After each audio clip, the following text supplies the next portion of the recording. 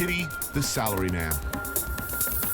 Tokyo's willing cog in an enormous machine requiring long hours, low pay, total dedication. And sometimes what's called karoshi, death by overwork. Here in a society of tight spaces and many expectations, the pressure's on. To keep up appearances, to do what's expected. To not let the interior life become exterior. But at night, things are different.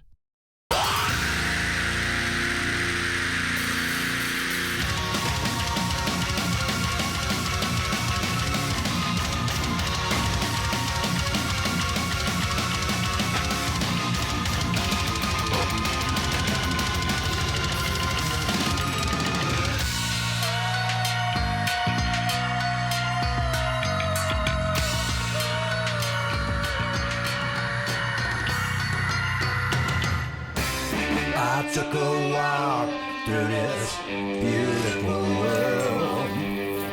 Felt the cool rain on my shoulder. Found something good in this beautiful world. I felt the rain getting colder. Sha la la la la, sha la la la la la. Sha la la la la, sha la la la la la.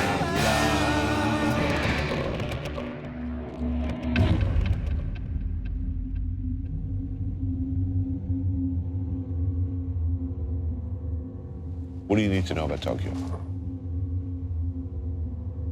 Deep, deep waters. First time I came here, it was a transformative experience.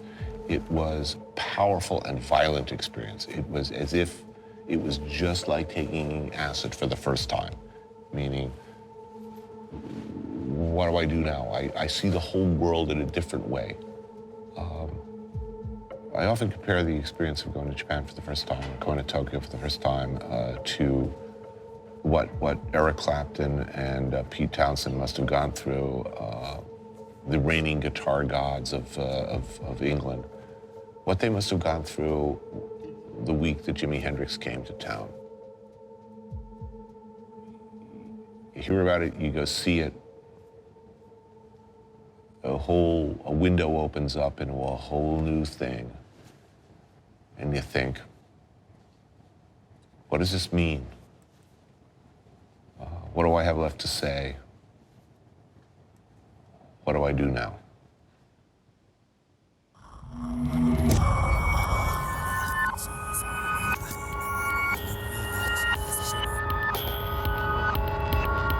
Welcome to Tokyo. You are not invited. This is the other Tokyo. 12-hour flight, and I'm baked. No sleep. Might as well, must, go out. The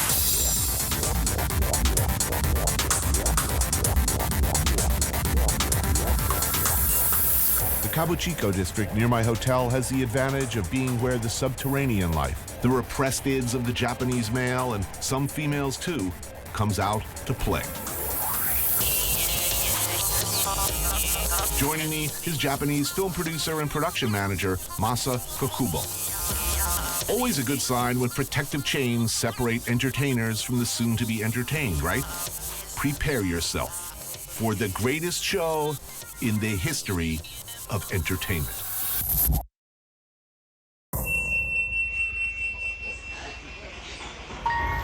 A long time ago, we lived a race that lived peacefully in all forests on a planet far away.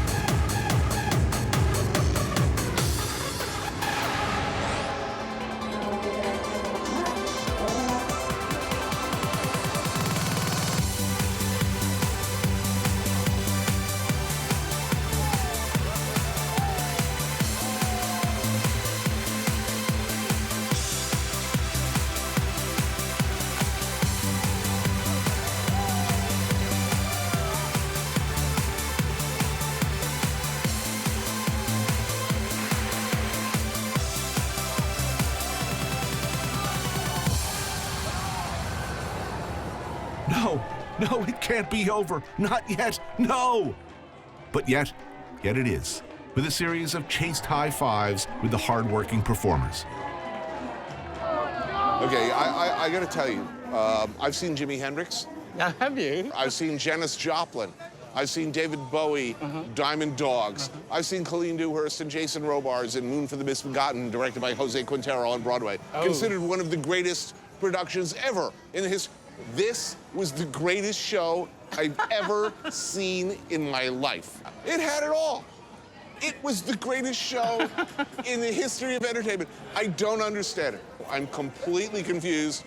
There's like 100 people working on that show. Millions of dollars worth of like robots and technology. How do they make money? Well, one thing for sure about this area is that like quite a lot of businesses unspoken but governed by the Yakuza. The Yakuza. That's the fraternal organization prominent in the entertainment and financial services sector, as they say, who are said to, supervise things here in Shinjuku. Principally your arcades, your gambling, pachinko, adult entertainments, your porn shops and sex clubs, along with other ancillary services. But how much actual boning is going on in the sex district?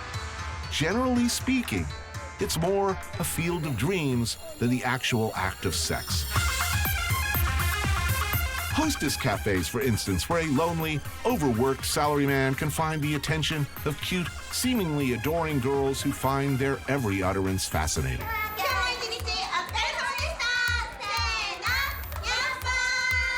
So now Hostess Bar is, I just want somebody to tell me I'm fantastic. Oh, you're so interesting. Your job is interesting. You are a very sexy man. Yeah. I don't care what your wife says.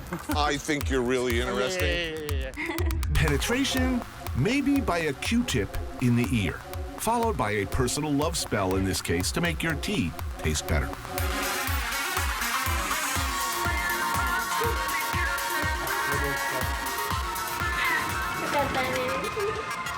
Okay, what is this place? What's happening here?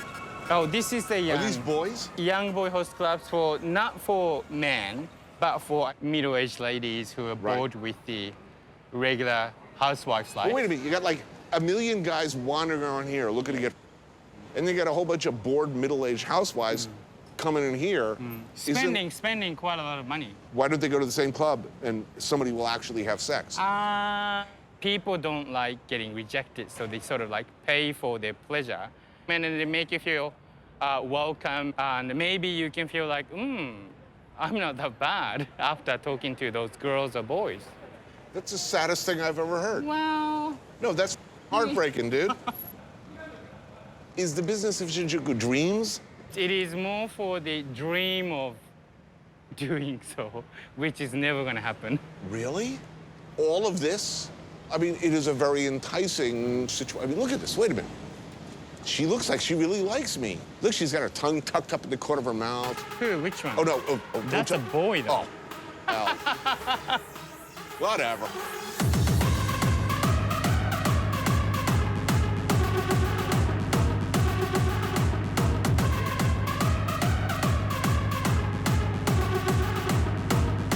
Golden Guy.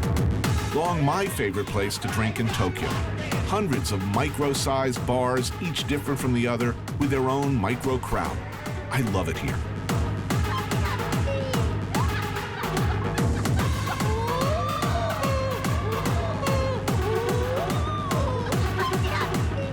No, actually, I've never been here before. Maybe I have, I don't know. This place is one of Masa's favorites, Bar Albatross. A few seats, strong drinks, the definition of a hole in the wall. Now, do people come here right from work, drink all night, and then go back to work? 仕事終わってすぐ来られて。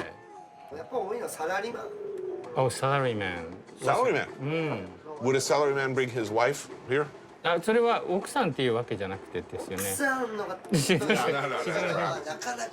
So, look, in America, the bartender is like a priest. So you come and talk to them? I can tell him all of my problems, and I could behave very badly, and he will never talk, ever. That this is the contract. Okay. Absolute confidentiality. Do I have that kind of arrangement here now?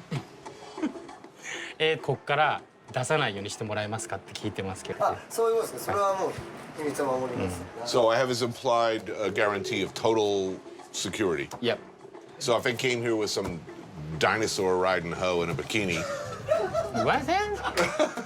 it would be. I'm not. まあ No, you don't have to ask. It's okay. Oh man, this is a great country. Every chef I know wants to die here Is that about the food? because the food is awesome, and because I think all of us understand that we don't understand anything about Japan, and I totally don't understand the porn here. What way?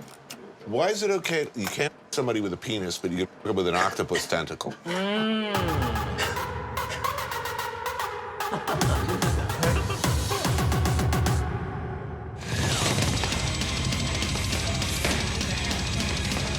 In Japan, there is a very old, very deep, and very rich tradition of martial arts. Many styles, many schools. The Yonakura Gym in Toshima Ward focuses on boxing, and this man, Kenji Yonakura, is a legend, having trained generations of fighters using a simple and effective philosophy that has some real application to our story. There it is, pasted on the wall behind the ring. 1. Speed. 2. Timing. 3. Distance. The same idea applies to the convention-shunning sushi techniques of New York City legend Naomichi Yasuda. Until recently, the chef partner of one of the very best, if not the best, sushi restaurant in New York, the eponymous Sushi Yasuda. A short while ago, under very mysterious and completely misreported circumstances, he left the Manhattan restaurant, which still bears his name, and at age 52, moved to Tokyo to start all over again. I was determined to track him down and see what the hell he was doing. These days, this great man is running a 14-seat sushi bar in the Minato district of Tokyo. His wife, Naomi, is his only helper. Welcome to new place. Thank you for coming. Why did you do such a hard thing? This city, Tokyo, this is kind of the mecca of the sushi. So I just want to be the sushi chef in Tokyo.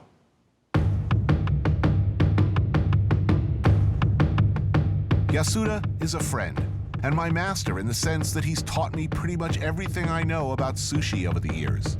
He's a very, very interesting and complex man who constantly surprises. Tony-san, this wasabi is one of the most expensive wasabi. So I wait. Finally, this one goes to the discount box. Then I bought this. It's very French of you.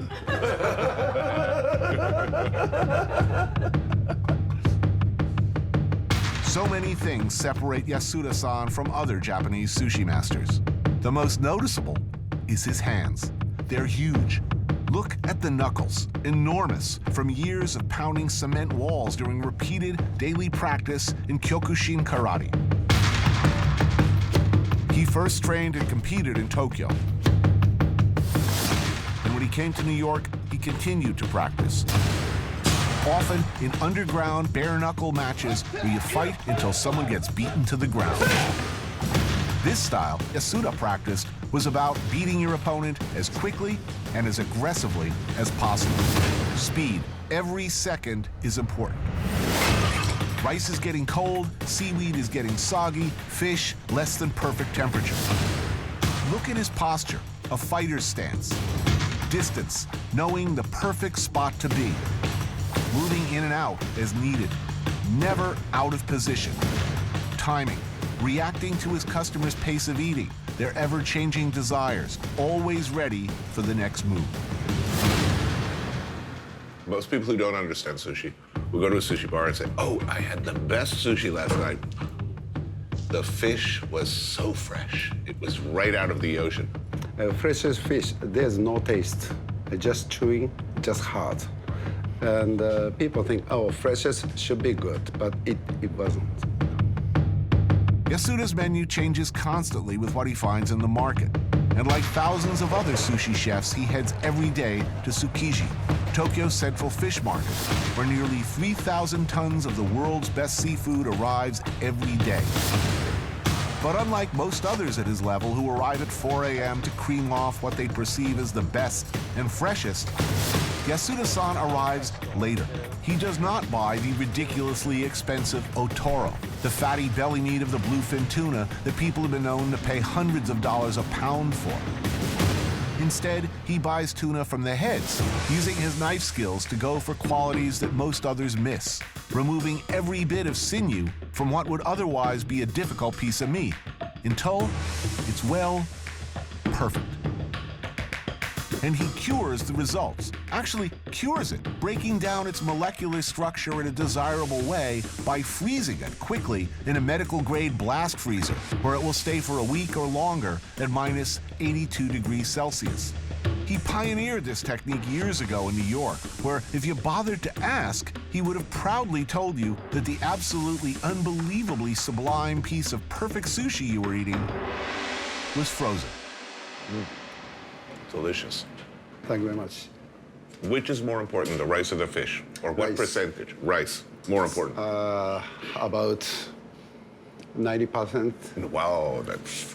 Fish is the second ingredient. The main ingredient is rice. So my sushi is rice. Yasuda, he still trains, though his fighting days are over. He says he was tired of hurting people. He brings me to Kamiyo Dojo in Asakusa to try and show me how his sushi technique and Kyokushin karate are one and the same.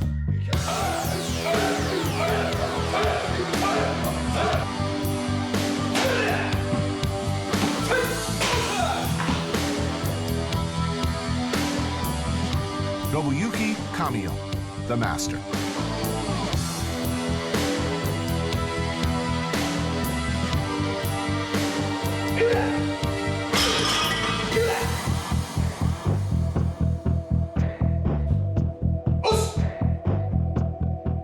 Nice. Many of the people ask me, what's the point between the karate and the sushi? But this movement is so much good for the when I make the sushi because of the stance. The other different type of the karate, the stance is a little bit more upper. So this karate is a stance is a little bit more deep. This. So standing in front of the cutting board, little bit of the deep stance and movement, deep stance, and the body move this and watch to the vision from left to the right, white focus. Move this, move this. Then watch this and watch this. This is one of the key. So this karate is my sushi roots.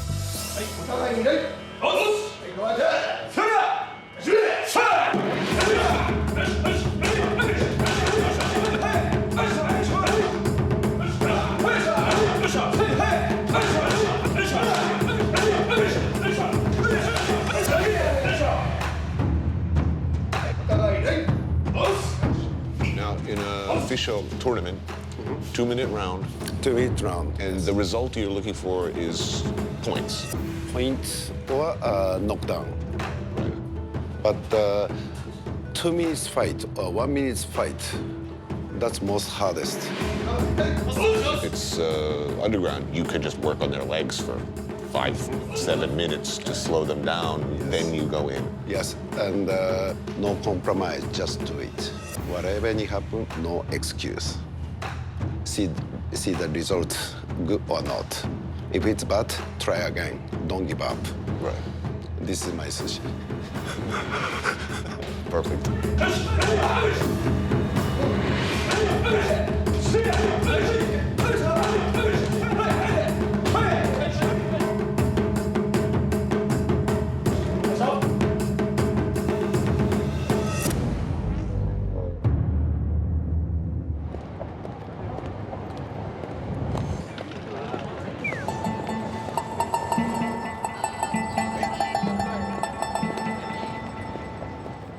Those who buy into the notion of Japanese women as shy, giggling, subservient victims of convention would be confused by Tomika. People, as everywhere, if you look deeper, can surprise you.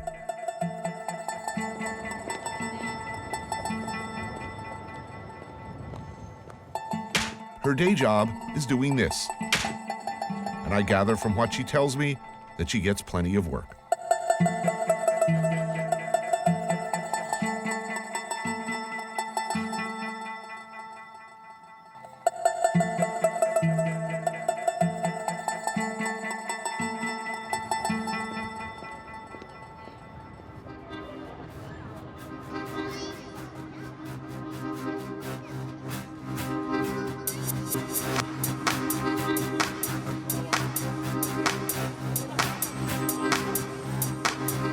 Taito Ward of Tokyo, another complicated warren of businesses layer upon layer, where excellent izakayas are well represented.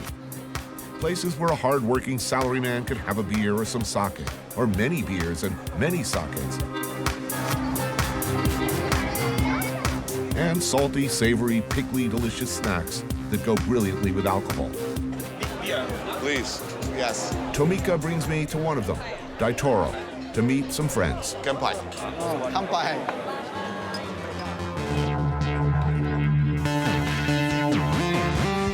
There's kusaya, grilled fermented fish, followed by some skewers of beef intestine and chicken.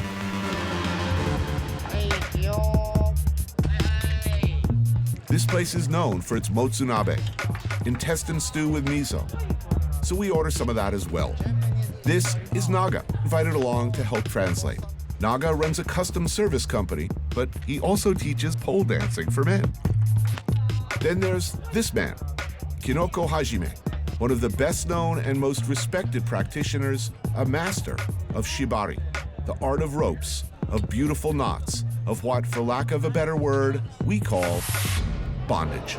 So how big is the sadomasochistic community? How many people are active participants? 10万人ぐらいもっといるかの勝手な俺の予想です。今すごい計算して。100,000 people. A lot. A lot. This is shibari. Translation, to bind. And to make things more confusing for those looking for a concise takeaway, a comfortable reaction to what sure as hell looks pretty disturbing, Tomika, who spends most of her time whipping, burning, and generally abusing men, enthusiastically reverses roles in her longtime relationship with Hajime. It looks like a very delicate procedure. Does it hurt? Or does it feel good? Yeah, 気持ちいいよね。もちろん。Of course. But this pain changed to the ecstasy. 何も考えない時間っていうのが一瞬でもある感じがする。What she said, when she was tied up, no need to think. Just leave it to. She loved that.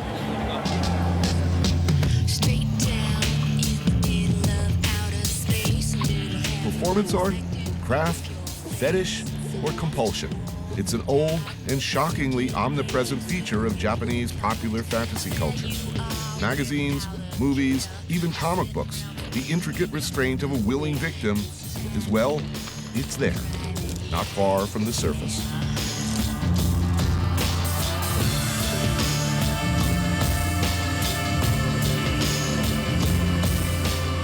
What percentage of Japanese men are interested in either tying up women or subjugating women? そういう女性をこう縛ったり。多分全員やってると思うんですよ家では。All of them. All of them. Well, then the question is, how many Japanese men like to be tied up? あ、こっちの彼女。全員ですね。All of them. So in your experience, all Japanese men like to tie women up, but in your experience, all Japanese men like to be tied up.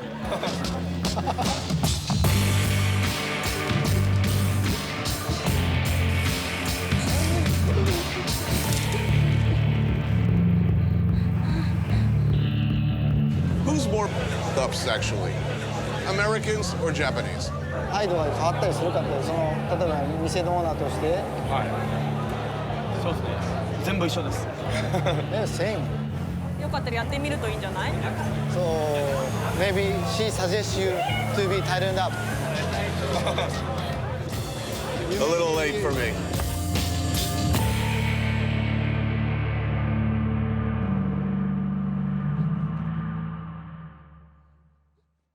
In America, where I come from, we are told at a certain age to put aside childish things, the action figures, dolls, and creatures of our imaginations, to arm ourselves for the brutal realities of the real world, real combat, real sex.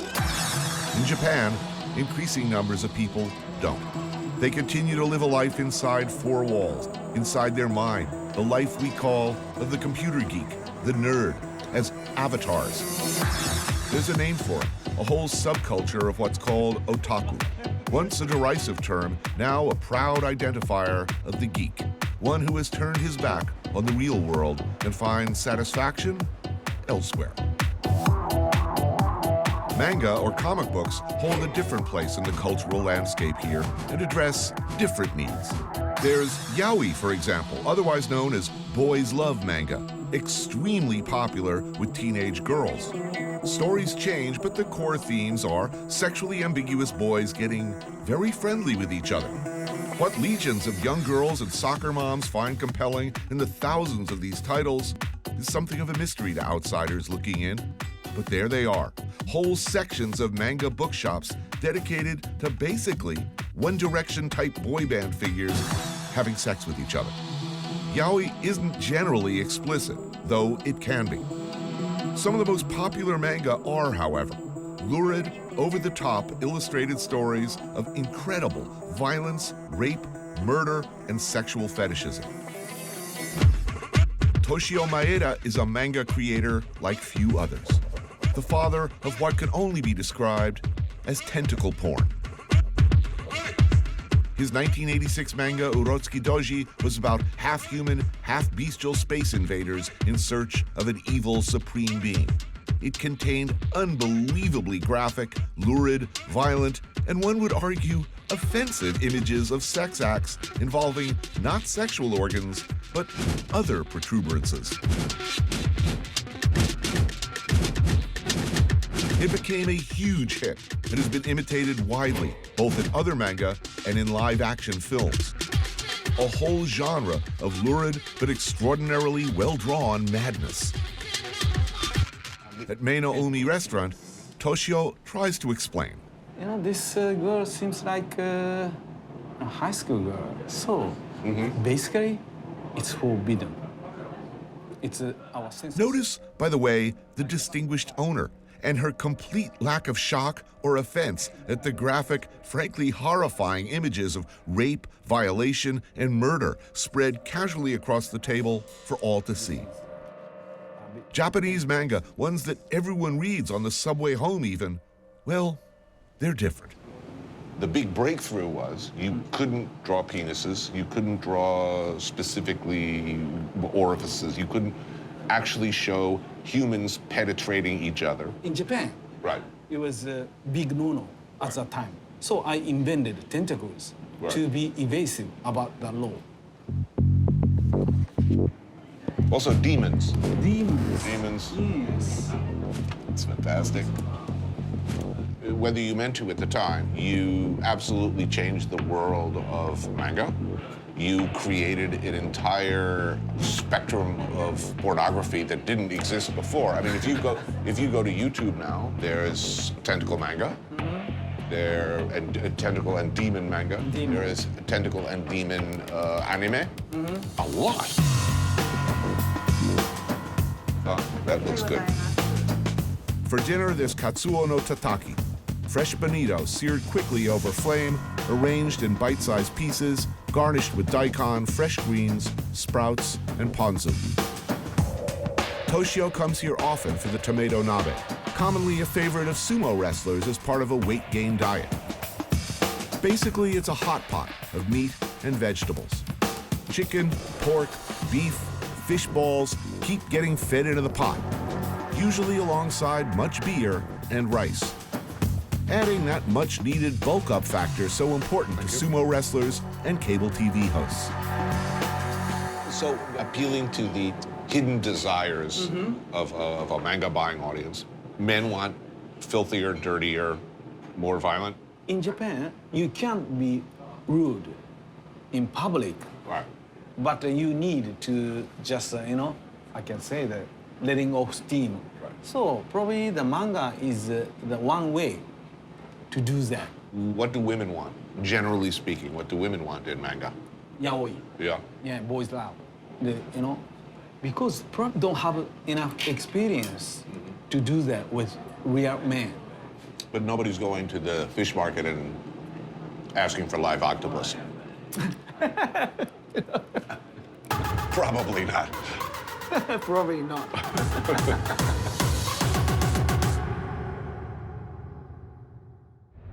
The pop music scene in Tokyo is not that different than ours, with an accent, though, on pretty boy bands, pop idols, tween stars. Generic, industry-created crap for the most part. Like I said, not so different than us. Picture an army of Miley Cyruses, or would that be Miley Cyri? Going against the grain are a few lone heroes like Merging Moon. 2 self-released albums and no hint of a record deal.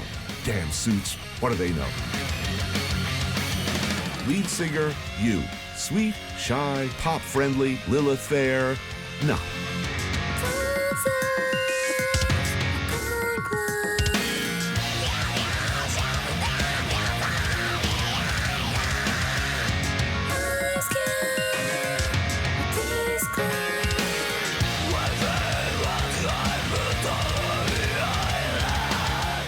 Yeah, so how big an audience in Japan for thrash metal, death metal, hardcore? We had Ozzy Osbourne's Ozfest this year as the first time in Japan. And I feel like people are They're watching ready. the heavy metal scene as a new movement. And audiences, good audiences here? They are kind of polite. Polite. Really? They are really quiet and just watching us. And when we finish playing, they suddenly grab. Polite. Really?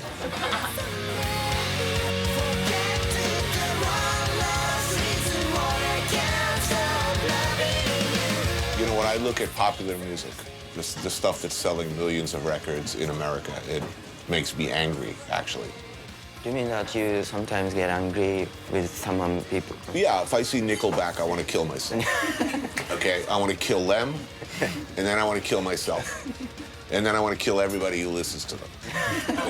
Yeah. Okay. So like that, what's so funny? That's true. Like, I mean, who do you hate? What band do you hate? What a band that I would know. Who's the worst band in the world? The worst popular band in the world? Who? My Chemical Romance. Oh, My Chemical Romance, yes. Hate them. That's a good one.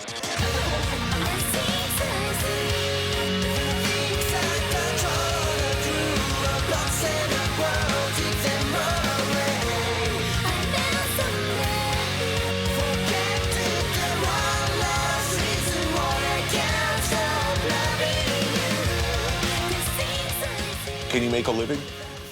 No. No. Not at all. Not at all. We all have part-time jobs. You all have jobs. What do your families think when they see you're doing this kind of music? But we are at 22 to 25 years old. So it's the hunting job season in our lives. So there's pressure Yeah. on you. Yeah. And we all went to university and a lot of money. The expectation, the pressure is, okay, get a real job. Yeah. Put aside this rock and roll shit and get a real job. In a perfect world, would you like to play rock and roll every night? Would you like to play metal every night? Yeah, I could be a cleaner in the toilet if I can keep doing this. And you? Yeah, these guys look like lifers.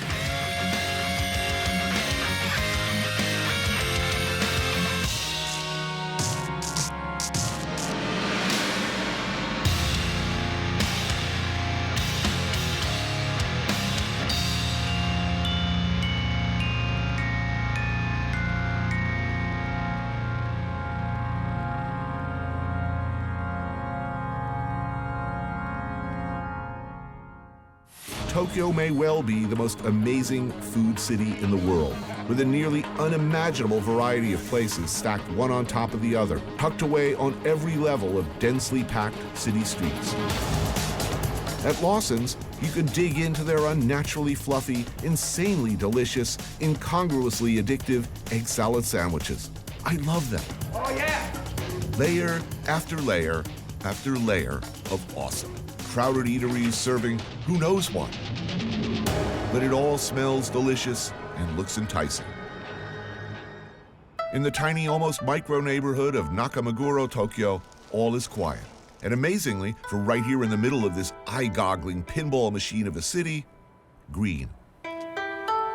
Yasuda lives near here, and he loves this place. A low-key joint to enjoy family meals and meet friends. I'm so much appreciated and seeing you and all of the people from the U.S. Well, we miss you, you know? I miss New York City.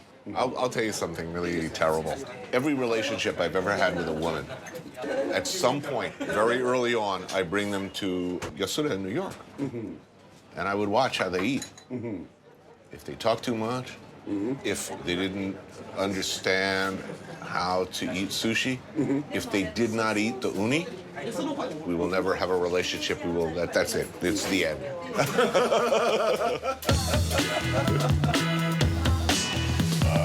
They don't serve high-end sushi here, or elaborate kaiseki-inspired fare. It's almost like hipster tempura.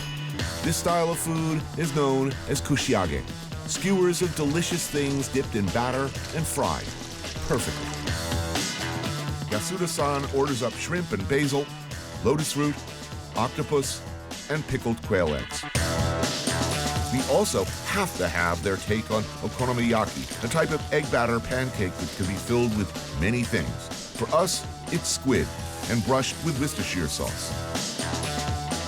Wow, that's awesome. I've been coming here for many times, but this is the first time to eat. Okonomiyaki, yeah. Love this dish. You lived in New York, what, 14 years, 18 years? 27 years. So since 1984 to 2011. 27 years in New York. That changes a person. Yes, very much. You're a New Yorker now. Yes. What was the hardest thing to get used to when you first came here? Culture. The culture. Yes, culture is so much different between the U.S. and here.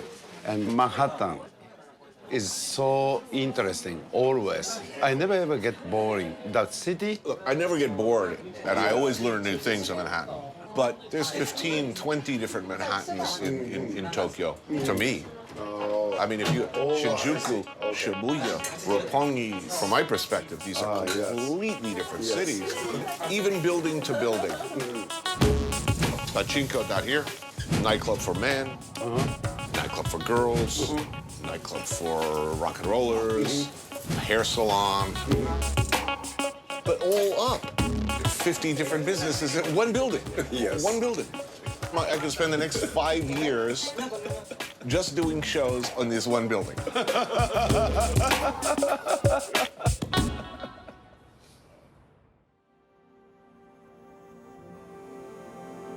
What is weird? What is strange? What do those things even mean anyway?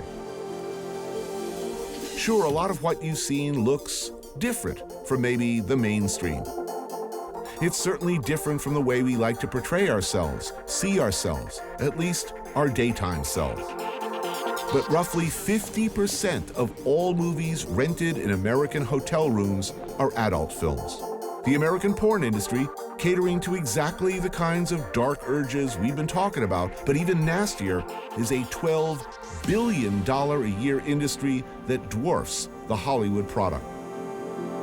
Our own obsessions, arguably, are at least as crazy, violent, and lurid as Japan's. And we tend to actually carry out our violent fantasies more frequently. Maybe with that fetishism, that attention to detail, comes some kind of excellence in other fields. Maybe there's a line from there to here. So, who's crazy now?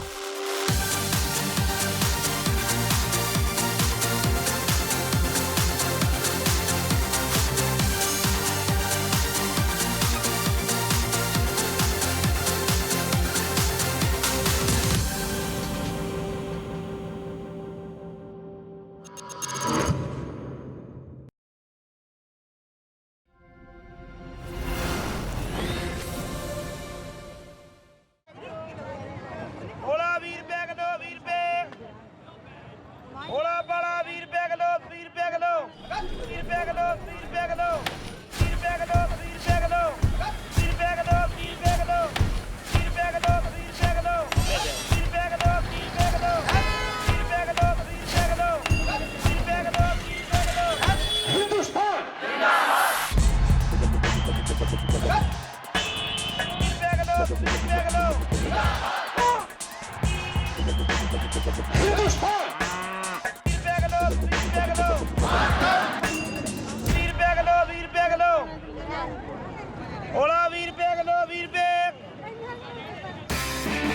took a walk through this beautiful world. Felt the cool rain on my shoulder. Found something good in this beautiful world. I felt the rain getting colder. Sha la la la la, sha la la la la la, sha la la la la, sha la la la la la.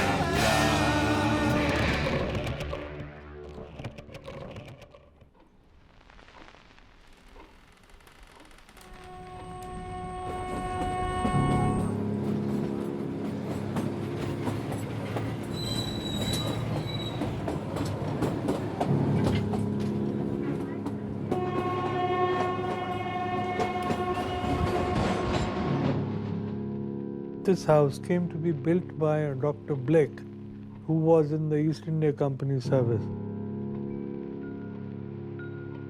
My grandfather came to be nominated to the body called the Council of State, which used to be a part of British India.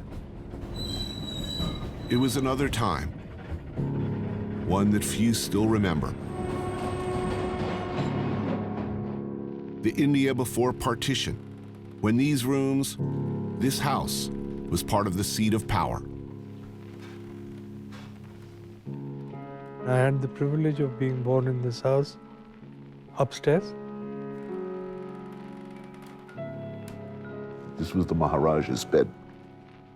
I mean, his chambers at present. And it was the routine that we'd all parade up into my grandfather's room to wish him good morning. And then we'd all come down for breakfast. The walls tell a story. Many stories. There used to be a lot of animosity. There were two very divided classes in India. So there was a lot of tension between the ruled and the rulers. But that was a different time, you know. Now I think back and it's more like a fairy tale.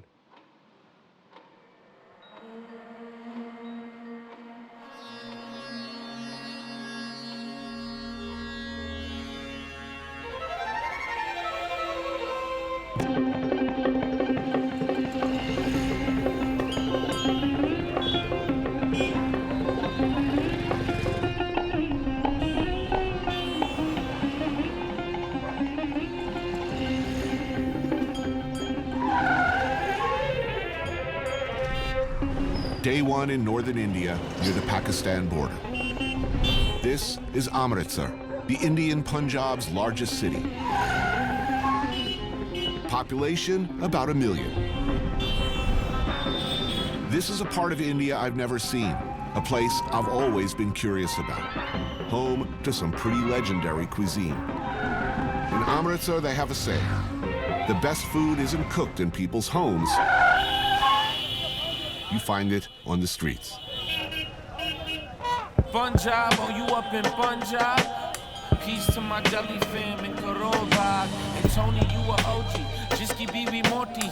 Probably got fat off the makki di roti. Don't take tension, don't be fussy.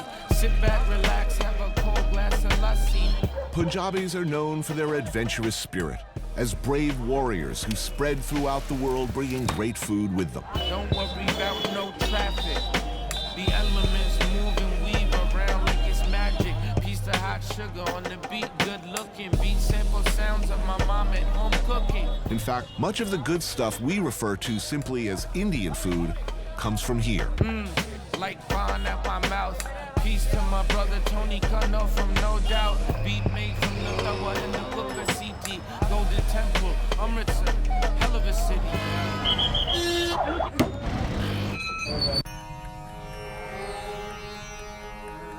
The Punjab of the early 20th century saw some of the most violent resistance to British rule. And when the British finally cashed out in 1947, they carved off a huge piece, what is now Pakistan. And it remains a potential flashpoint for conflict. But that's easy to forget when you first smell the food.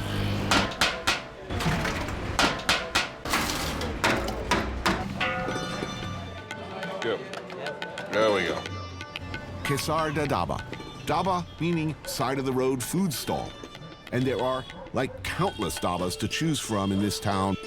But this one is legendary. See Tony eat vegetables. And like it. You eat around this part of the world, Punjab in particular, get used to eating a lot of vegetarian. Chickpeas, dal. And India is one of the few places on earth where, even for me, that's not a burden. Ooh, what's that? Oh, I'll take that. Yeah, right here, my good man. That's good sod. In the Punjab, meat or no meat, you're almost guaranteed a free-for-all of intense colors, flavors, and spices. Unlike some of the joyless vegetarian restaurants, in my sad experience, the vegetables here are actually spicy, all taste different, different textures, and served with extraordinarily good bread. It's got this multi-tiered, crispy in the outside, chewy in the middle. It's a whole different experience. If this was what vegetarianism meant in most of the places that practice it in the West, I'd be at least half as much less of a dick about the subject. Look, hippie, if you made bread this good, I might eat at your restaurant.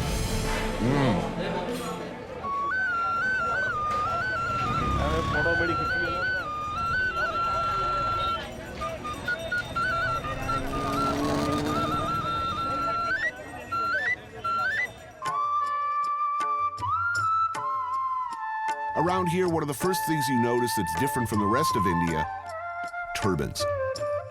Everywhere. The symbol of self-respect, bravery, and spirituality for Sikh men. Amritsar is the home, the spiritual center of the Sikh faith, the world's 5th largest and maybe most misunderstood religion.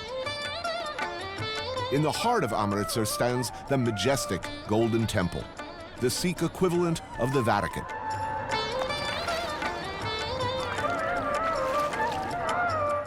Sikhs are fundamentally against any caste system, believers in religious tolerance, but they are just as fundamentally warlike when it comes to defending their principles and what they see as their territory.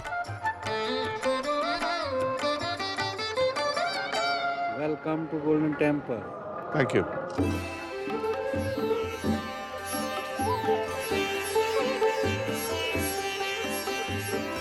Today is a Guru Purab, one of the most auspicious days of the Sikh calendar.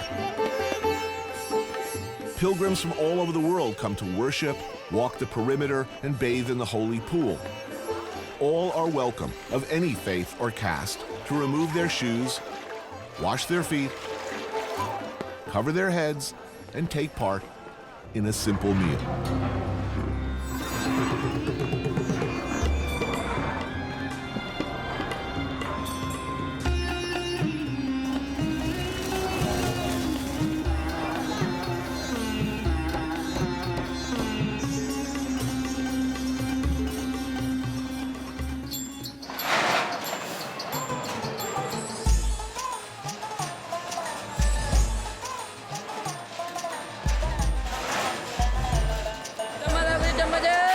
This is the langar, a free vegetarian meal served to many thousands of visitors from every walk of life, every day of the year.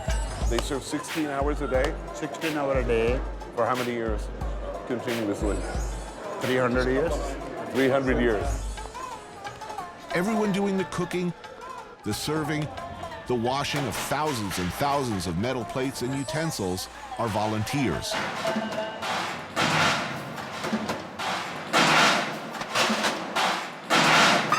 The sound is extraordinary.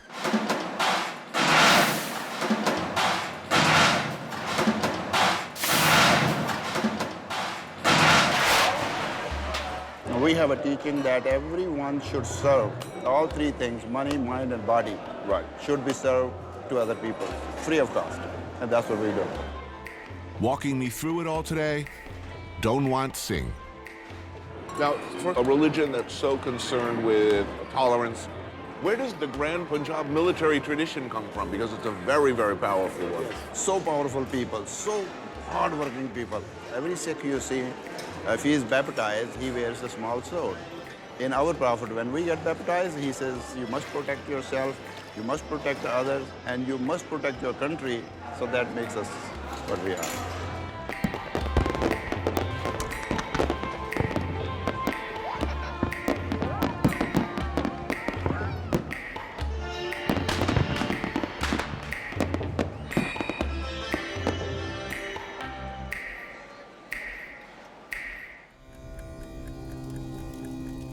Morning.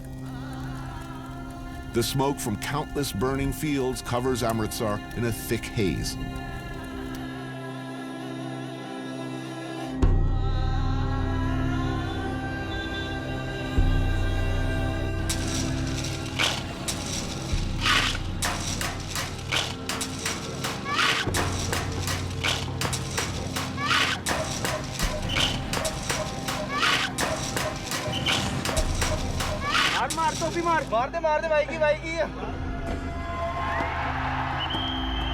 The ancient art of Pelwani evolved from Indian wrestling techniques that date back to the 5th century BC. Ready, start. Training is rigid, as this is not just a sport, but a way of life.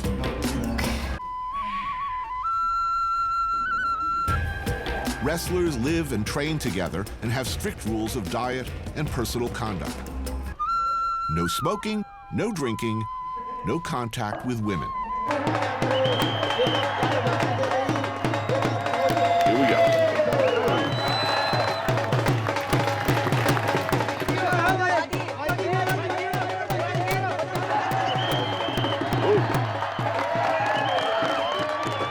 I took high school wrestling, actually, so that I could get out of gym class. I was a dirty, dirty fighter.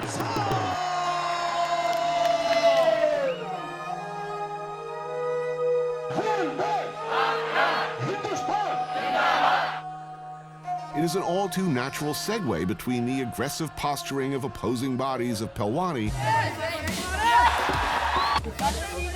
and this. The entire border between India and Pakistan has only one crossing. Here at Wagah. Every sunset, the border is officially closed with this bit of national theater. Wearing nearly duplicate uniforms, the Indian military and Pakistani Rangers partake in a game of theatrical contempt. Clearly, it's a popular show.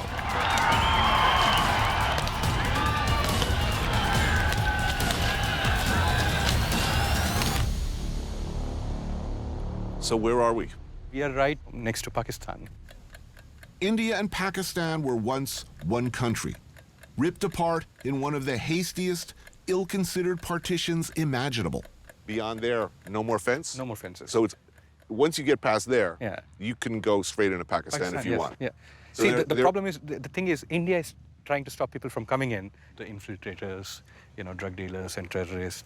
Uday is working on a documentary about the India-Pakistan border. Right. No one wants to go into Pakistan. No one wants to go into Pakistan. No one wants to, in their right mind, wants to go into Pakistan. Well, really? That's a fairly decisive statement. So they put up the fence, but the fence is on the Indian side. Yeah, it's 150 meters from the border. Right. So beyond that fence, still Indian farmland. Yes. So people who live over here can farm over there. Can farm over there. The Punjab is a fertile region in an otherwise very dry country. This is India's breadbasket. With over 1 billion people currently residing in India, every inch of fertile Punjabi soil has great value. These are people who owned land over there. Yes. Then they put the fence. Yes. Suddenly your life became difficult. Exactly. They are restricted by many things. They can only grow some kind of crops, and they can't farm more than 8 hours in a day. How long does it take to get back and forth? The border security force mans these gates, so they have times, when they can enter and come out.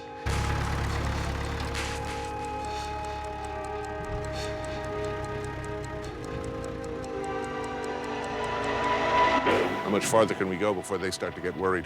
Yeah, I think we can just go till that pole. When India and Pakistan were separated, the attempt was to try to draw a line across religious lines. Exactly. Drained by the colossal task of fighting 2 world wars, in 1947, Great Britain decided to end their nearly 200-year rule over India. In an attempt to prevent what the Colonials saw as an inevitable civil war between Hindus, Muslims, and Sikhs, the British commissioned Sir Cyril Radcliffe, a lawyer from Wales, to draw up a new border. He was given 2 months, you know. 2 months to divide. 2 months to divide the... Create a new country, basically. So he took the map and just drew a line. You know, people died because of the displacement. Unofficially, they say it's 2 million people. You know, when Jains fight, the minnows get trampled upon. In one of the largest exchanges of populations in history, many millions of people fled their homes. Almost immediately, religious violence broke out on a mass scale. This is exactly what the partition had been intended to avoid. Do people here still have families over there? Yeah, they do. When the line was drawn, there were villages which were split into half. There are some houses where you enter from India and you exit from Pakistan. Really? Yes. Wow. This part of Punjab and that part of Punjab, they were one state. So the culture, the eating habits, everything is very similar. Well, that's a popular metaphor for India. Pakistan is twins, separated at birth. They were never twins. I mean, it was one country. You can say dismembered. Right. You know, if you cut a body in 2, they're not going to become twins. Right. So it's sad, you know. You can see them. I mean, they're doing the same work as you're doing. They dress the same. They look the same. But that you can't talk to them. It is an ongoing struggle, an enduring cause of paranoia, visible all across the region. 2 nations with atomic arsenals who have showed, if nothing else, a terrifying willingness to use them.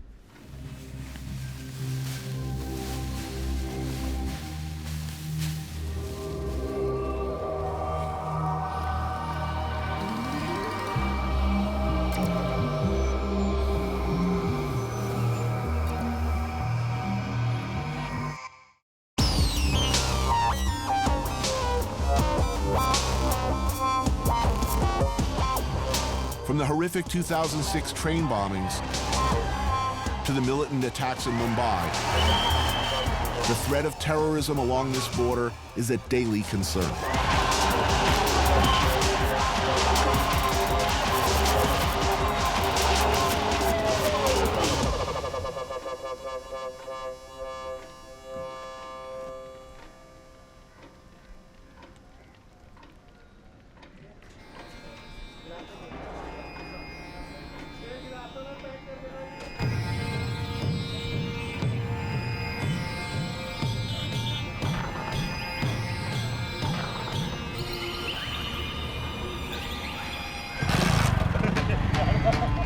Want something good?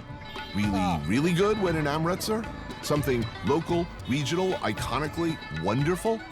You can't say you've had the Amritsar experience until you've had a little kulcha in your life.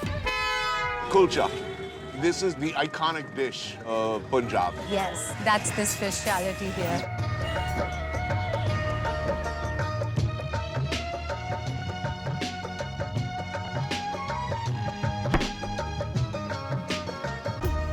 Kulcha, a perfect little flavor bomb of wheat dough pressed against the side of a very, very hot clay oven, slathered with butter, and served with a spicy choli, a chickpea curry, on the side.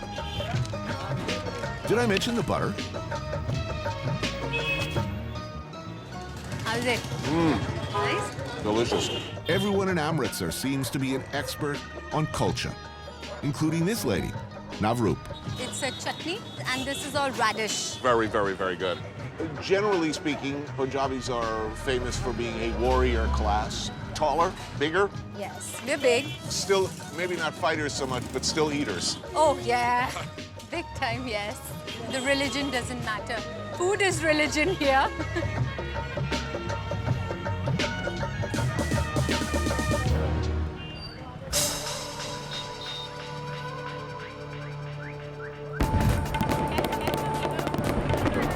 First time in Amritsar?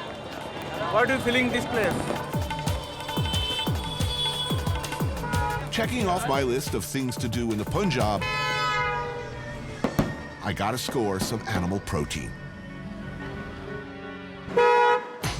It's time. I've been going all Morrissey for like 2 days now, and frankly, that's enough. I need chicken.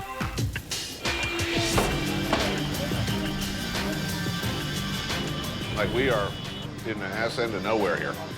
Where am I? It's known as Bira chicken. Huh? It's very famous for chicken. When we're talking must-haves, tandoori chicken is just that. Add some lemon in this, you will enjoy it. Oh man, it's delicious. This type of establishment, dhaba? Dhaba, it's called dhaba. Huh? You know, this is the most successful business here. Anybody, you open a dhaba tomorrow, it will be a success. But if you're gonna do chicken, you better be good. Yeah, it's a good place for that. Would you like to have something else? There's like a roti with ground mutton or ground lamb. That's called naan. That's butter naan. Keema naan, mutton ball, dough. And the special ingredient, magic hands.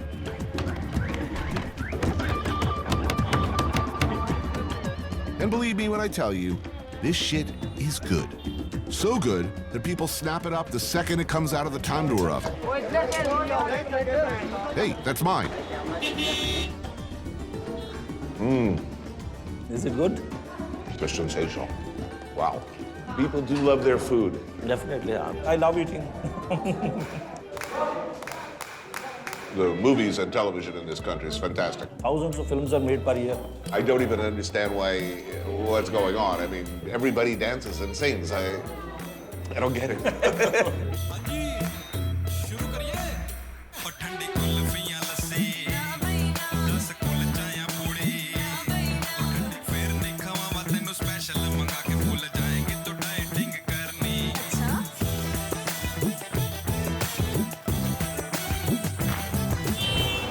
Would you like to have something else? But, oh, this is good.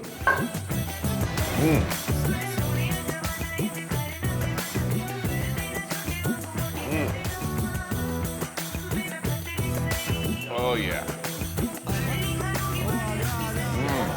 Wow. Oh, yeah.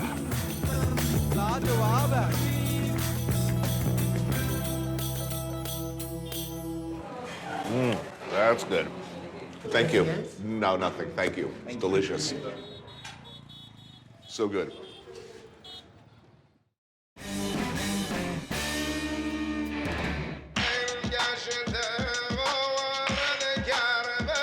Leaving the fertile plains of the Punjab behind, I'm headed out towards the Himalayas. And getting there, at least the way I'm going, hasn't changed much in the last 100 years. All aboard.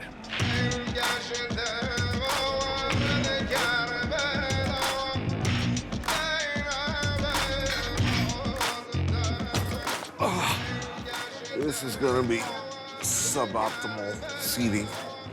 Yeah, I don't think this reclines. Thank God they have relaxed attitudes towards prescription drugs. Before you enter the gateway to the Himalayas, you better self-medicate.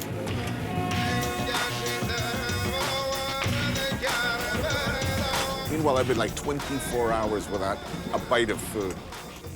I arrive, it's like, oh, well, there's snacks on the way.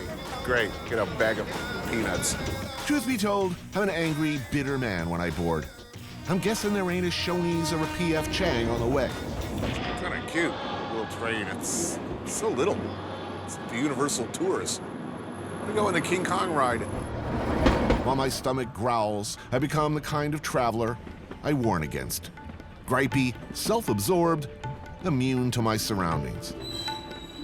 But as my brightly colored little train heads up into the hills from Kalka Station, known as the gateway to the Himalayas, my worldview starts to improve.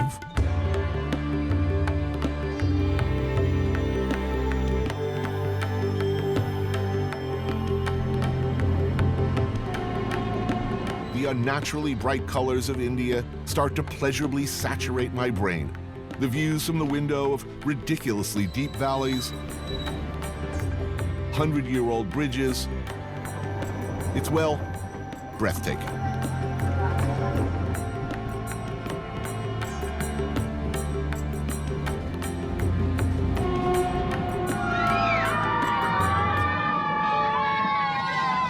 My fellow passengers, too, are irresistibly charming. The school kids in their uniforms cheer in unison every time we pass through one of the tunnels.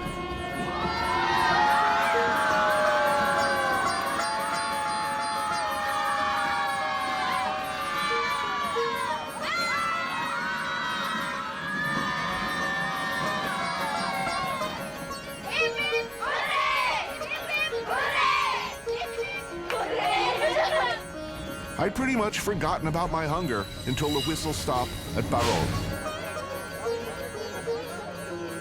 Can I have one of those and 2 of these? This place is named for a Colonel Barog, the British engineer tasked with building the line up to Shimla. Thank you. The station and the adjacent tunnel bearing his name are rumored to be haunted. It's delicious.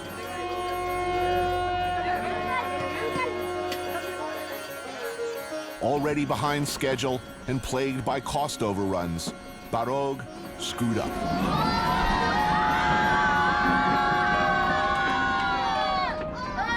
When he realized the 2 ends of this tunnel didn't meet in the middle, he shot himself. It's the kind of personal accountability I'd like to see more of, frankly. Or is that just me? But all my snarkiness fades as I reflect, and one can't help but reflect on what it took to dig, drag, blast, and tunnel one's way up this route back in the day.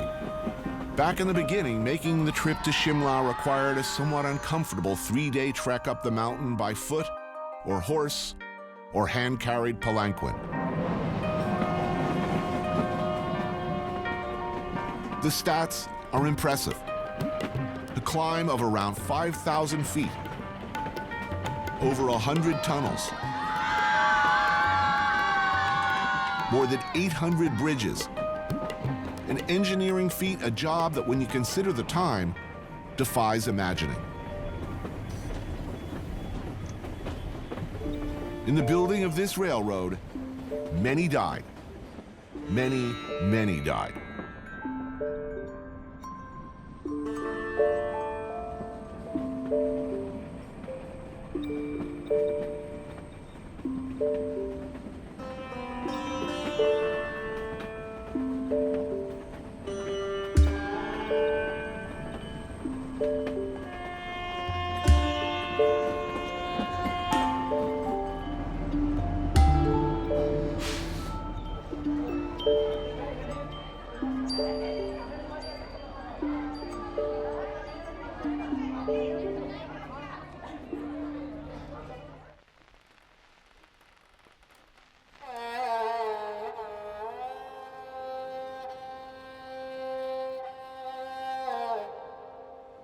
When you look at that painting,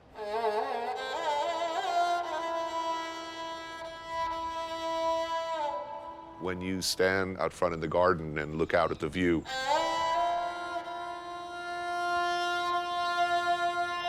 can you picture the way it was? I've been to many places where it reminded me of what Shimla had been when the British first came and settled there. I have a penchant for such places. It is a kind of a throb that I feel. Fond memories of British rule? Maybe not what you'd expect to hear. But Kawa Ratinjit Singh, that's Reggie for short, his family was different. Indian royalty with palaces, the 1% of the 1%. So life for Reggie as a young boy was, relative to the millions and millions of others his age, enchanted.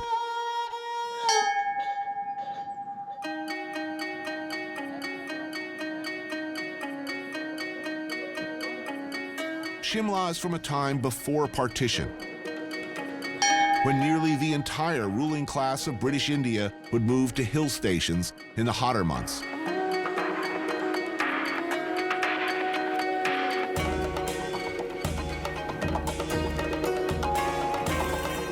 Shimla was once known as the queen of all hill stations. Here, the Colonials created England in miniature, complete with Tudor architecture, rose gardens, afternoon tea. My grandfather, it's very difficult to describe what did he do. Well, quite frankly, he did nothing. But he entertained hugely. Garden parties, fancy dress balls, elephant hunts.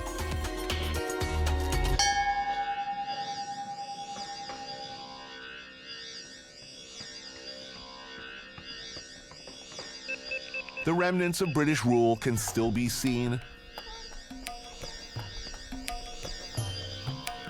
and felt.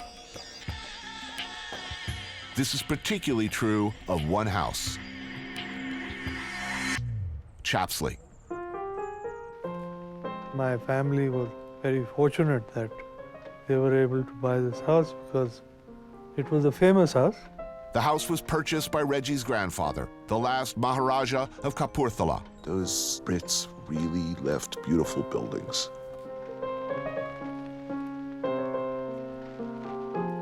From a distance, it looks much the same as it must have when the Maharaja slept here.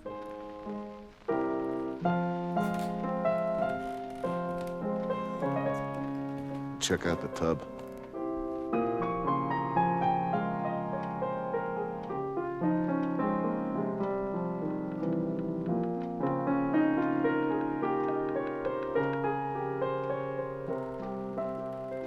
Locked in a constant battle against time and nature, barbed wire does little to keep Shimla's ever-encroaching monkey population at bay.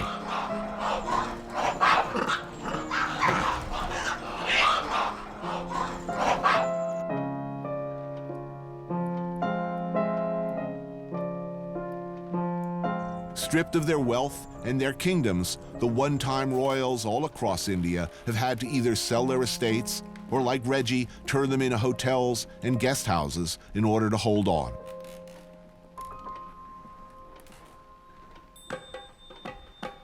Ring a buzzer, and a servant appears. Man, they bring you hot water bottles at night, put them under the covers. Butlers keep popping in, build a nice fire.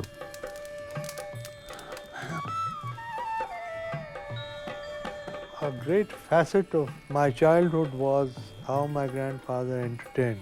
His table came to be known as perhaps the most famous in northern India because he was a gourmet connoisseur of food.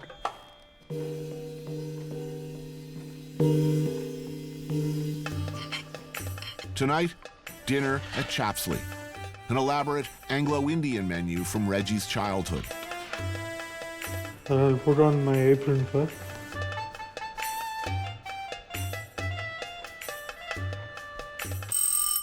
My fellow guests, two of Reggie's friends, Raja Basin, a historian on the subject of Shimla, and Rakash Varlalsud, the barrister. There's so much history here. I mean, while I take a dim view of colonialization, it's very hard to resist the charms of a house like this. That's quite understandable, actually. You've got 100 years of very, very intense history funneled into a very small place. And this house used to house the Secretary of State to the crown.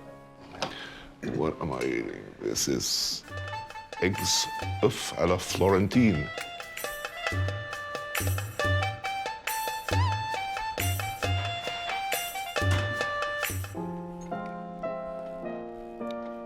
Oh, that's good. This was a small town. A small town with a very, very big government. Shimla enjoys the unique distinction of having been the summer capital of India, and surprisingly, it was the capital of Burma during the war days. So here you have this tiny little village up on the hill, connected to the rest of the world by a narrow mountain path, and they rule approximately a fifth of the human race for 8 months every year. In today's context, it would almost seem bizarre. Mulligatawny soup, classic example of what we think of as Indian food in the West, but not at all. This was originally a soup made by Indian chefs to accommodate British tastes, is that correct? It was something what you would call halfway between a regular dal, a lentil, which you would eat, and a broth. The glassy chops. Mutton glassy chops. Basically meat cooked in its own fat and it would have a lot of curry on it. It's a misnomer. This meat is not actually mutton, it is chevron. Here, back before the rail line, it would be a difficult trip. Yes. But once they were up and running, I mean, there were many servants to look after your every need. You had a fireplace, a hearth in every room. And people on the regular payrolls whose only job was to shoo monkeys off the grounds. Wow. You would be carried around in palanquins, little box in which you sat in a curtained box. This man would go stamping his staff in the ground and the bells will jingle and the common folk would give way. And normally they were not even supposed to look in the direction. Mm-hmm. It was bad manners. Right. It wasn't easy for the people who built the town. It was India that paid the bill for all this grandeur, for all this pomp, for all this show. They did it at our expense and with our money. At the end of the meal, there's coffee, brandy, and cigars in the sitting room, as one does, or once did.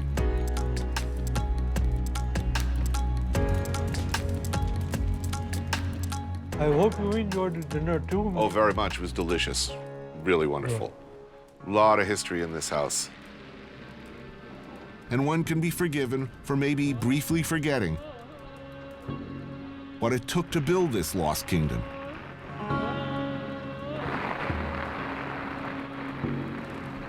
And how much the world has changed around it.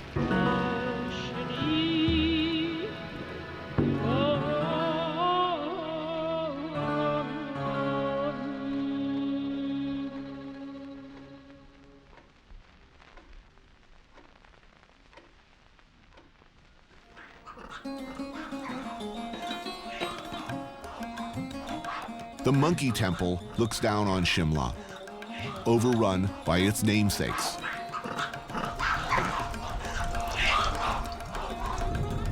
Twisting up further into the Himalayas, I find myself at a place known as the Land of the Gods.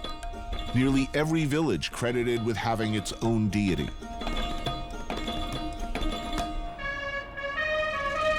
Getting there, you might well have an opportunity to meet one of those deities. As you tear around narrow, guardrail-free mountain roads, overlooking terrifying drop-offs. Like, I could do heights, like, you know, I've done the jumping out of planes thing a number of times. But I feel it, you know, like looking over a precipice like that one, I feel it in my knees. Ooh. You know, like if my knees could vomit with terror, they would be. They'd be vomiting with terror right now. They should have little underwear stops on this road, you know, where you could like get a fresh pair. Every couple of miles, it's like, ooh, that was scary. Overloaded buses, water trucks with worn brake pads, aggressive truck drivers can come wailing around the corner at any time. And they do, about every 2 minutes. Squeeze your cheeks tight and close your eyes. Oh, the enchantment of India.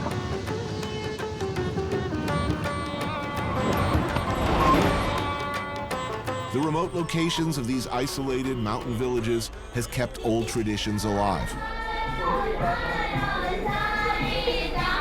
Village fairs serve as an opportunity for families who live very far apart to get together, play games, eat, and partake in religious rites honoring local deities.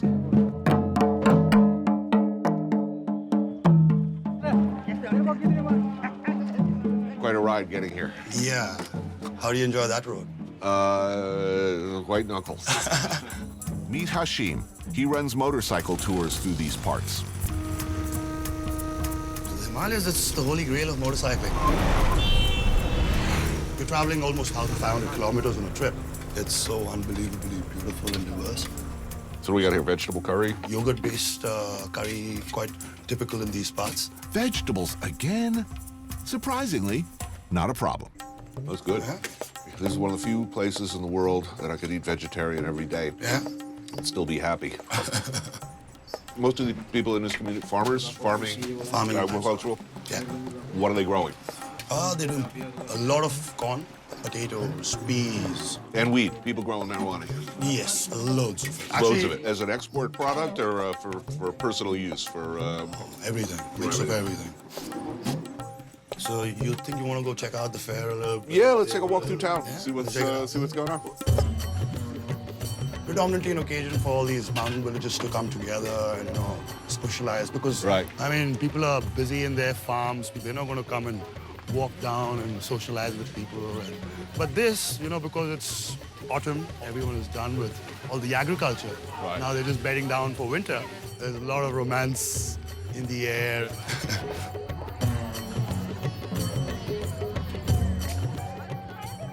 I've been to Mumbai, Kolkata, Sundarbans, Rajasthan, Kerala.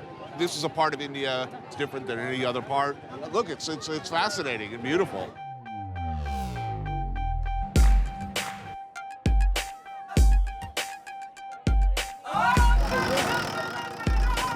Oh yeah, sweet.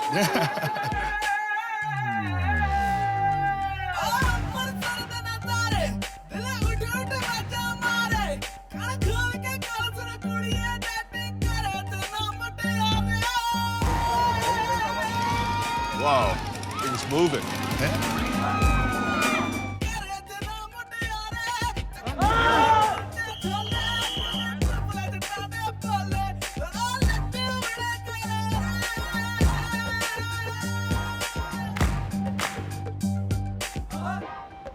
Voila, end of the road.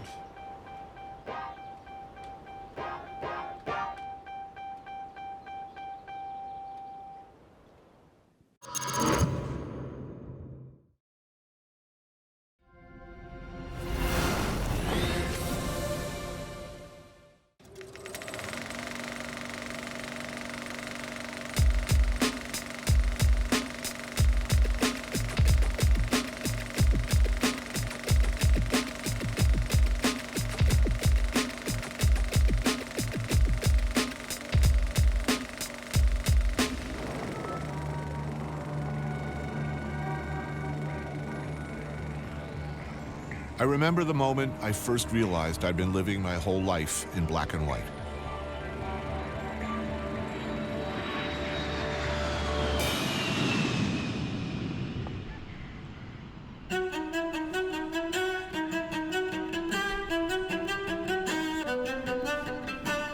It was like discovering a color I never knew existed before. A whole new crayon box full of colors.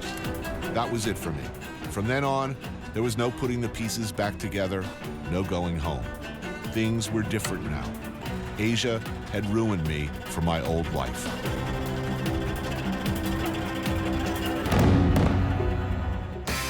I took a walk through this beautiful world. Felt the cool rain on my shoulder. Found something good in this beautiful world. I felt the rain getting colder. Sha la la la la, sha la la la la la, sha la la la la, sha la la la la.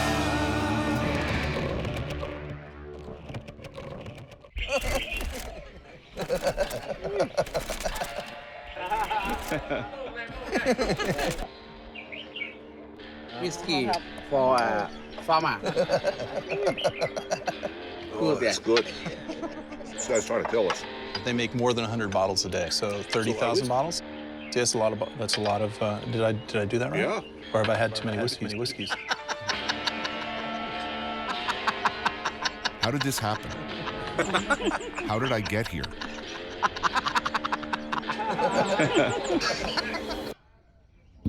Coming into focus, the man across the table. He looks familiar. Maybe, if I can remember who he is, it'll be a clue as to where I am. Okay.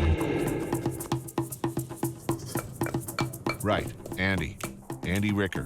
The white guy who cooks awesome Thai food. Is it pretty spicy? Put that in there. To Pok Pok in Portland, restaurants in New York. Andy's made a name for himself faithfully reproducing the cuisine of northern Thailand.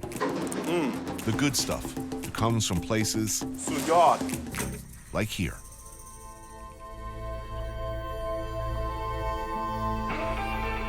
Rice country. Chiang Mai province.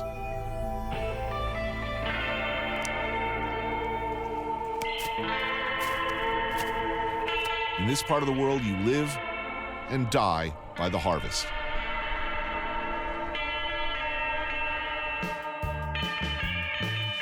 Thai food is intensely regional, and northern Thailand in particular has many distinctive features. This is a world of fresh, delicious, spicy, meaty, salty, sour, sweet, bitter. Often with a just-picked herby dimension. And always, the most vital thing, giver of life, sticky rice. Andy here is constantly back and forth from America to Thailand for nearly 25 years now, looking for recipes, techniques, digging deeper and deeper into an amazingly complex and widely misunderstood cuisine. And getting his ass chastised by a few aunties as he goes. Okay.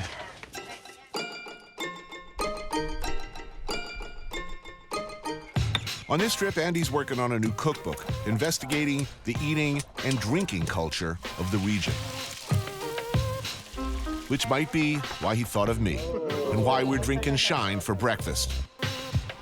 Where there's food, there's also going to be booze. Oh, chokdi krap. And likely, a lot of it. Oh, that's good. This is nemprik ong.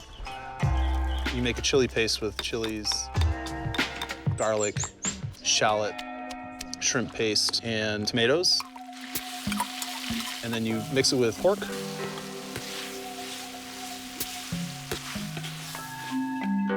That's for you. Okay. Oh, yeah. And then amprik is awesome. Isn't it delicious? This rice is grown here in the village. You just kind of make a little spoon-shaped ball with it. Now, what's the famous greeting? Is it, have you eaten yet, or have you had rice? It's both. Literally, it means, have you eaten rice yet? But what it really means is, how's it going? It is assumed that if you haven't eaten yet, things are not going well. If you've eaten, rice is such a fundamental component. Eating is synonymous with eating rice. To eat a meal without rice would be unthinkable. What makes their whiskey special? Because of the flavoring that they add to it. Conveniently, our hosts, in addition to having provided us with a fine meal, just so happen to run a distillery out back. They use a spice mixture they add to the yeast balls, let it ferment for 5 days, and then she smashes it with a wood mallet. Thai rice whiskey, lao khao, bucket of hooch, whatever you want to call it, this stuff is a delightful beverage that tastes better and smoother, apparently, the more you drink. Uh-oh, here we go. Sneaky, sneaky. Woo. Oof. Well, and then fried fish. I believe it's called Nile tilapia or Nile carp.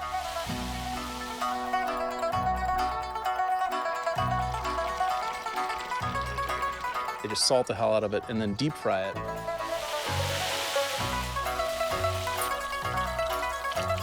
Good stuff. First one, same gasoline. Yeah. Fine. Yeah. This guy's trying to kill us. Yeah. Okay. ขอบคุณมากครับแม่ For my uncle. Yes, for your uncle, yes. 69 years old. Good. He drinks half a bottle every day. So it's pretty much the Keith Richards health and preservation plan. All right, I'm going to get healthy too. The whiskey, I have to say, is taking hold in some clinically fascinating ways. Funny.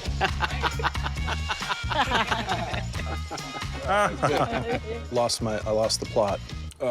That's okay. It all comes back to me as the world shifts, untilts. Oh, yeah.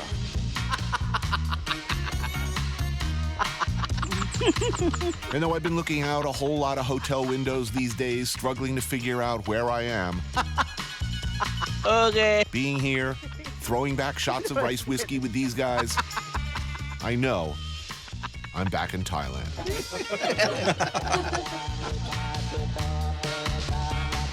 Not just Thailand, but northern Thailand. Once known as Kingdom of a Million Rice Fields, it's a fertile, green, and gorgeous area, home of the ancient Lana people. Welcome to Chiang Mai province, tucked up near the borders of Burma, China, Laos, India not too far away. All of them have left their mark on the food.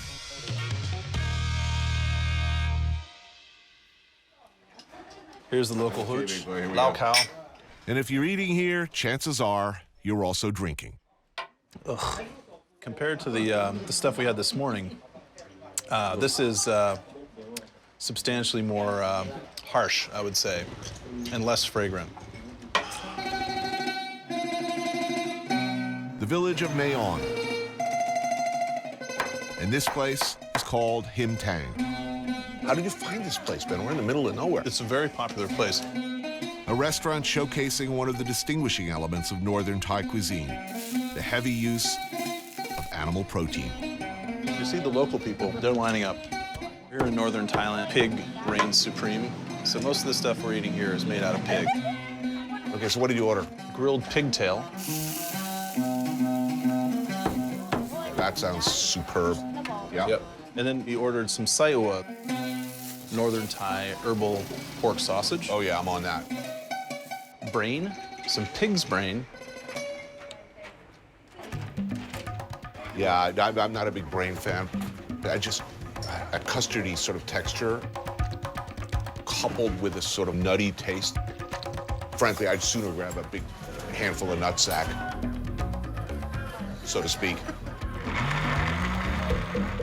It's mixed with a curry paste and some herbs and stuff, thrown into a banana leaf and then grilled. It's like eating scrambled eggs. You'll love it. Then we ordered lu, raw blood soup. Raw? What do you mean? If they don't cook it in the... They do not cook the blood. They put it into a hot soup? No. This is raw blood. Really? There's two kinds that you can get here. One is the addition of ki-on, which means young shit. So it's basically the partially digested juice that's made from when a cow eats grass. Shit juice is not. Oh, jeez. Exactly, yeah. No. I did not order that. We're not having that. Okay, but we're not having that. We're not having that. Okay. I'm thinking we'll stick to the plain blood soup. Thank you very much. And the way that they make it is they take the raw blood and they scrunch it with lemongrass for a long time. Right. Because that kind of kills the gamey flavor of the blood, helps with the coagulation, and adds flavor. And then they actually make chopped lab, the minced meat salad, but it's raw. That goes in. A whole bunch of deep-fried krung nai, or innards. ลูกที่ลำที่สุดก็ฮักตัวถึงได้ทำมา 17 ปีเนี่ยบะหมี่ท่อเลย Here it is. Ooh. You're not kidding. And that's like a horror movie. Like CSI soup. I'm eating out of an open wound.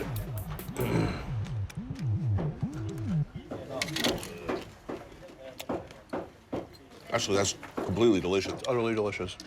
And that makes you look like a vampire. It's quite spicy. You can taste the chilies. It doesn't really taste like blood. It just kind of tastes sweet and rich. Let's see if we can change your mind about brains. Delicious. I'm not lying. This is delicious. Anyone would just completely love this. If you eat too much of this, you'll go blind. That's what they think. Yeah. They said that about and I'm still here. And it has to do with parasites and all kinds of shit. Can I tell you some stories about this? Whoa, back up there, Buckaroo. Yeah, we've parasites? About 2 or 3 years ago, and a whole family in Nan province, all 7 of them died. That's really, you probably should have told me that during the appetizer course, okay? Honestly, best meal I've ever had in Thailand. Ever. I'm super happy to hear that. I'd eat it out of Chris Christie's jockstrap on a hot summer day. This is CNN. Oh, God.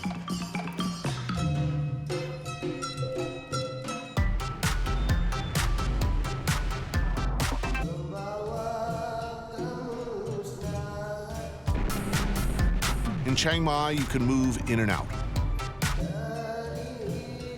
From the quiet green of the countryside to just a few miles away, the madness and chaos of Chiang Mai City, second largest in Thailand. Spirituality, reflection, the serene beauty of the rice paddy, village life. Maybe next episode, Farang. This time it's all about consuming medically inadvisable amounts of food and drink. If Thailand is one of the best countries to eat in, cheers, then Chiang Mai is a particularly good city to find yourself hungry. What makes this? Oh, that's your frog. That's the frog. It's basically taking that frog, grill him first, hack it up, fry the living bollocks out of it with garlic. You know, there's almost an inverse relationship. Like, the more hideous looking the dish, the more delicious it is. As you probably noticed by now, the food here is not pad thai or green curry chicken. There are complex layers of flavor, sophisticated balances, spicy, sour, a little bitter, salty, herby. Color and texture are important. Crispy, soft, cold, hot. It's exactly this interplay between elements that makes Northern Thai food so thrilling and so addictive. This place is called Lab Gao Cham Cha. Lab is the dish that they're known for, which is the mincemeat salad. Now, what's that furry material there? That's one of the many stomachs of the cow. It might be the third stomach. It's bitter. It means it has just a little bit of the bile. The gentleman over there, Uncle, he's the lob master. They win lob competitions. Oh, yeah? They're killing it. They're supporting the whole Dan family. The woman who just took her order, right? Her family, and her husband, who's the guy who's the cashier, the uncles, and aunties. When it gets really busy, the rest of the family comes and helps.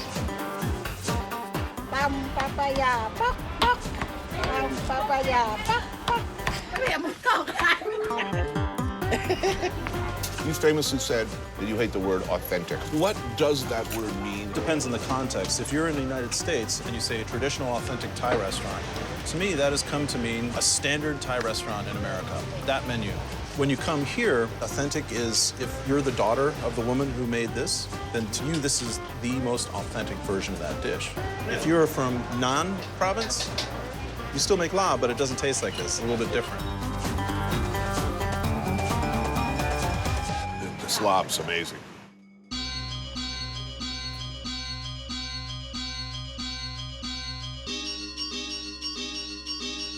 Friday night, and Chiang Mai comes alive. Thailand, we welcome, we love you.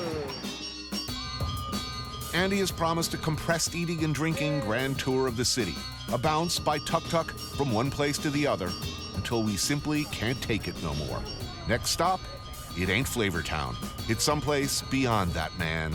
Way beyond. Welcome to Thailand and happy stay here in Chiang Mai. On your mark, get set, go.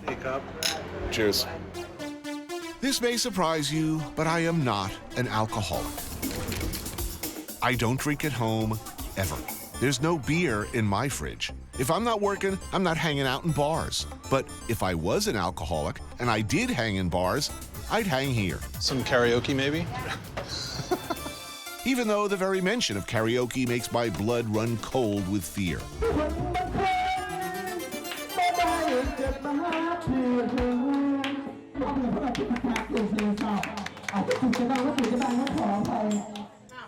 You ordered French fries?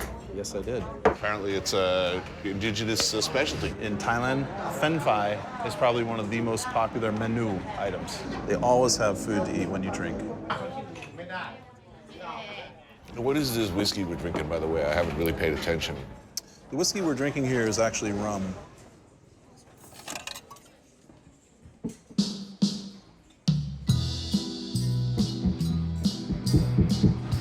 ยินดีต้อนรับท่านที่มีความเพศของลุงตีเปื้อนโจมักกินลาบเปื้อนโจมักกินลูกกินลูกแล้วบักเดย์ This guy's good. It's one of the great things about a place like this. You'll never have to fill your own glass. That could be me someday, I'm thinking. Things go just a little wrong, I go off the rails. This would be all too attractive. I could well see myself singing Happy Birthday in German to tourists in a hotel bar in Jakarta or Bangkok. Enjoy my fen phi. I think this is a fantastic discovery. This is going to stick in my head now.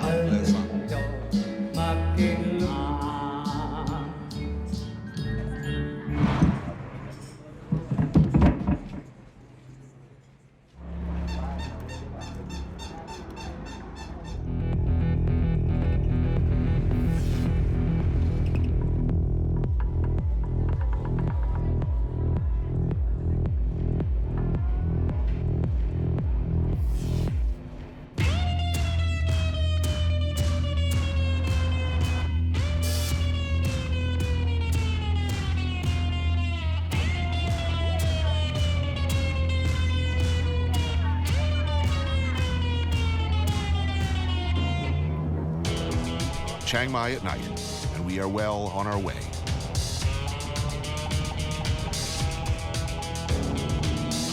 To where, to what, I don't know, I don't much care.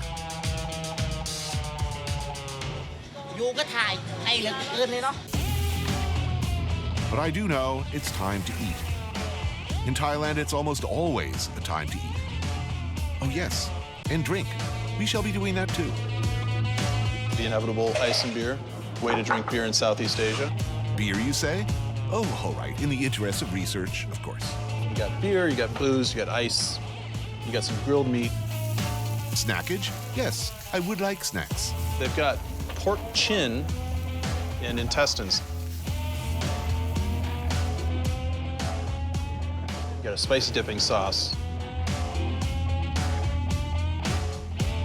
Ah, this is a Chinese liquor. All right. Oh. Tastes like boner medicine. Yes. It also tastes like a dirty sack.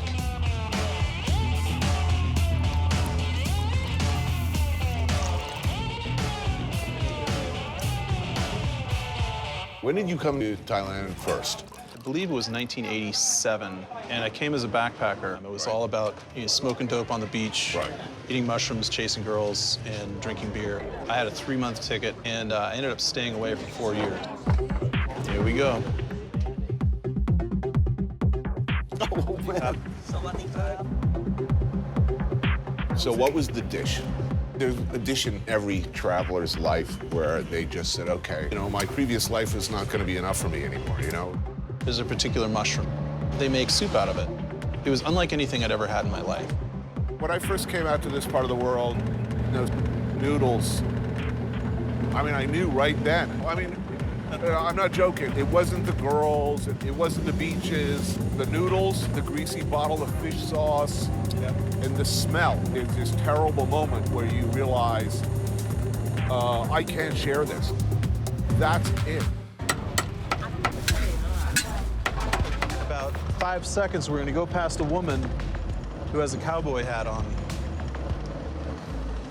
ตอนแรกไฟมันส่องตาค่ะก็ได้ใส่บวกพ พอใส่หมวกแล้วลูกค้าก็รู้ว่าร้านใส่หมวกอย่างนี้ก็เลยเป็นเอกลักษณ์ค่ะ The lady with the hat stands out among the dozens of street vendors across from the old city's north gate. The best cow kamu, or stewed pork leg in the city.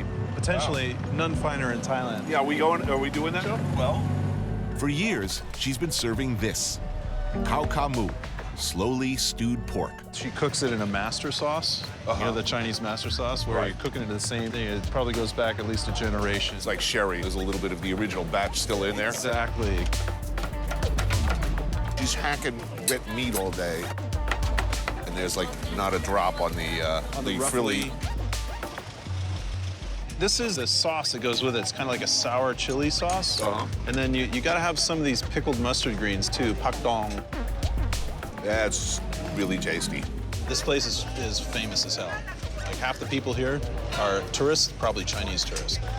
ค่ะ ตอนนี้ก็พูดถึงเยอะค่ะ คนจีนนี่ทั้งประเทศเลยค่ะ เวลาคนกินแล้วบอกว่าอร่อยแล้วก็มีความสุขค่ะ Let's do it.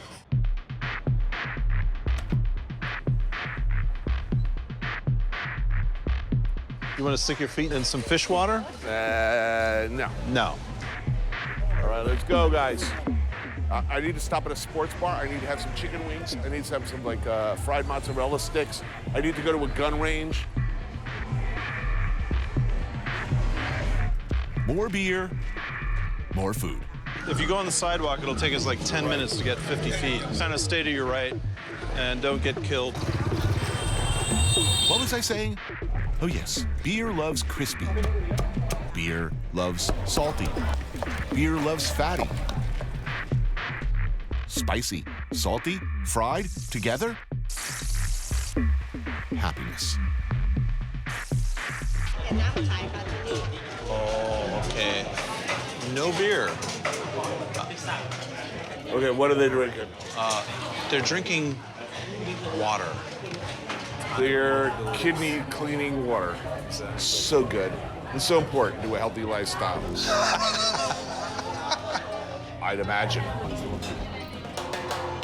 Midnight Nam Prik Noom. That's what you do after you've had a few drinks, maybe a lot of drinks, because what you need, maybe you didn't know you needed it, but you do, is Nam Prik, Thai chili dip. Yeah, Nemprik is what the vast majority of Thai people who live in America, who come to Thailand to visit, who go back, end up getting busted at the airport for trying to bring in. We get two kinds, Nam Prik Thai Dang. It's a combination of chilies, garlic, shrimp paste, dried fish. And this. Colloquially known as Midnight Nemprik Noom. Made from roasted green chilies. Accompanied by God's preferred delivery systems for beer-friendly goodness. Yeah? Yeah, I'm on that. A whole bunch of deep-fried little salty, meaty, delicious things. Yes, please. Oh, okay. And some eggs. Kai Tom.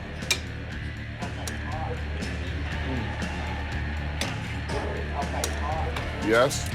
And oh yes, something I've loved from the first mouthful I ever had, right here in Chiang Mai all those years ago. Thai pork sausage. Crispy, meaty, salty. I love it. I want to rub it all over my body. This sausage is so amazing. It's somehow the thing you need right now. This is totally the thing I need right now. Oh, it's so good. Okay, come to me, my love, right now. You big, nasty, unfamiliar, semi-cooked egg. Oh, it's so good. I once wrote, your body isn't a temple, it's an amusement park. Enjoy the ride. Please. But that was before I had a daughter and a respectable job at CNN. So when that little voice in my head said, call it a night, quit while you're ahead, I probably should have listened. Wait, where did we leave off? Ah, yes, now I remember. Bouncing to one bar after another. We're going that way. Which way? That way. Okay, good. Andy and I have clearly tucked our way well beyond the threshold of acceptable conduct. The music, the dance. But do we call it a night? Quit while we're ahead? No. We're going to head over to see a time-honored tradition. Ladies and gentlemen. The Ladyboy Cabaret. Yeah, let's do that.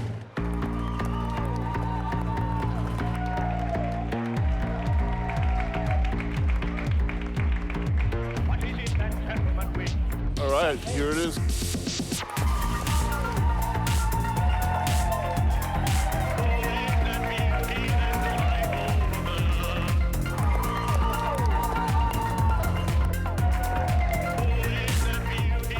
Ladyboys, as they are known in Thailand, have led to many an embarrassing moment for the amorous cowboy too buzzed to notice or care much about the details. My first experience with this kind of atmosphere in Thailand happened in Koh Phangan in 1987.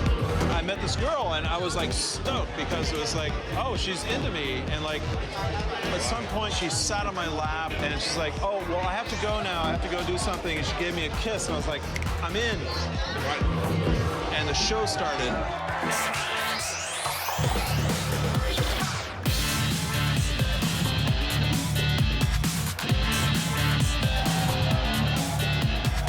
Forgive a guy for making a mistake. Totally.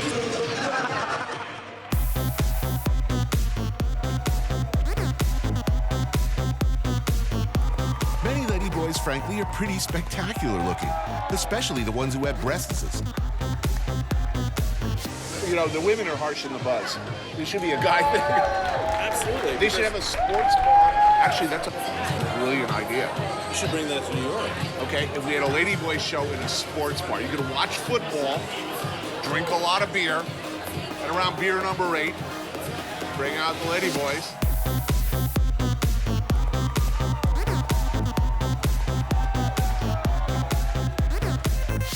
Just my luck. At a show like this, what happens? Like she says.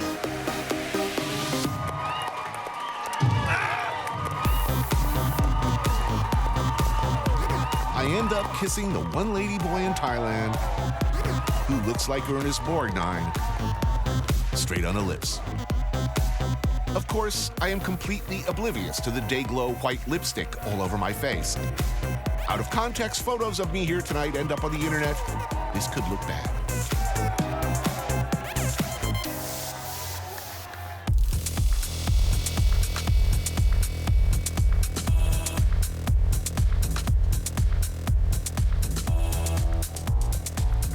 Awesome show.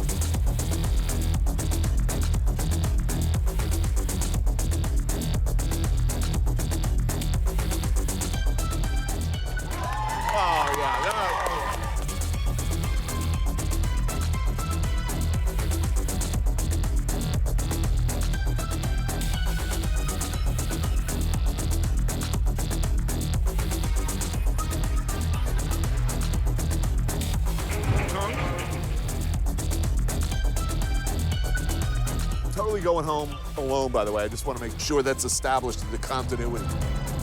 In spite of all evidence to the contrary. Yeah. Snacks? Snacks, let's go eat. This train has long ago come off the rails. One bar after another. It's time Andy and I head to an appropriate follow-up to a night like we've had. More food, quickly. This has become an emergency situation. There it is. Drunken noodles, dude. Pad Kimao is actually not a noodle dish. It's something served with rice. How can you have drunken noodles with no noodles? This is what we need, whatever it is. It's something devised for drunken people to eat. Oh, that's us. Something to sop up the roiling tide of Lao Khao sloshing around on my stomach. And I need to sober up in case Ernest Borgnine calls. She said she'd call. I feel so used. Cup and tap. In the north, they love to eat pork here. Look at all the damn chilies. There's a lot of chilies here. We got these fresh red ones. We've got these green ones that were sliced and stir-fried in there. And we've got small green peppers.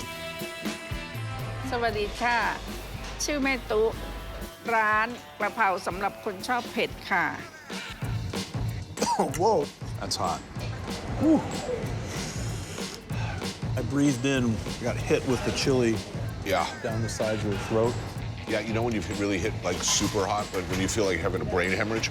It's like an ice cream headache, but it's like a pepper headache. Yeah, and your vision starts to tunnel out. And you're halfway through, and you're aware that your hair is just burst into flames.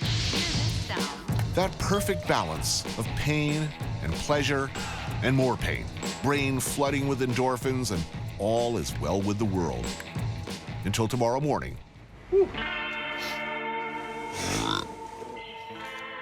So, dude, I've had a couple of cocktails. I think we should like totally get like tattooed tomorrow, man. Magic tattoos.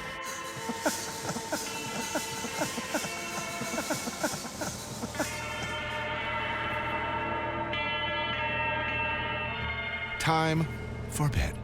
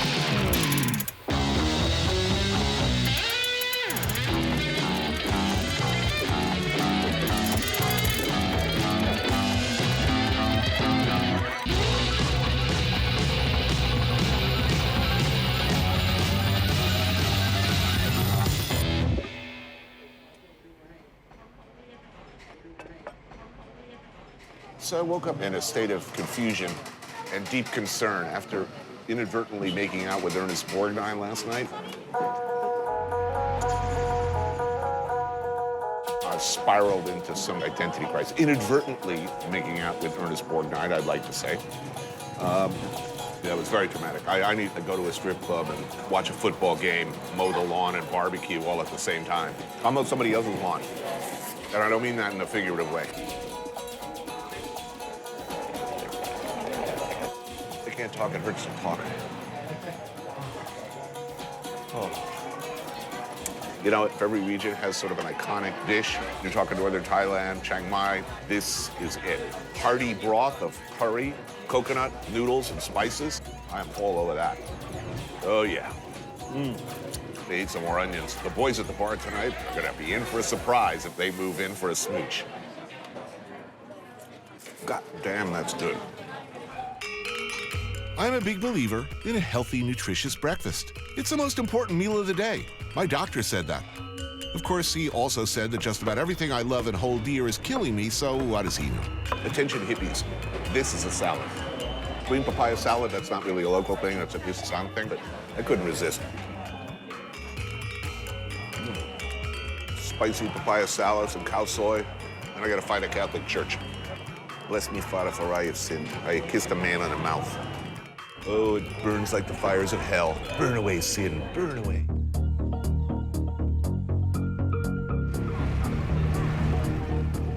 Okay, last meal time, last lap. Stagger across the finish line.